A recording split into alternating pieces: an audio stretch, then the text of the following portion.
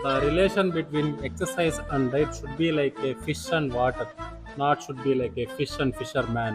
Exercise చేసేటప్పుడు diet అనేది ఆ ఎక్సర్సైజ్ పర్ఫార్మెన్స్ పెంచడానికి ఉపయోగపడేది, మీ హెల్త్ని ఇంకొంచెం మెరుగుపరచడానికి ఉపయోగపడేది అయి ఉండాలి. కానీ వెయింగ్ స్కేల్ మీద జస్ట్ నంబర్ తగ్గడానికి మాత్రమే ఉపయోగపడేది, మీ హెల్త్ని మట్టిలో కలపడానికి ఉపయోగపడేది మాత్రం కాదు.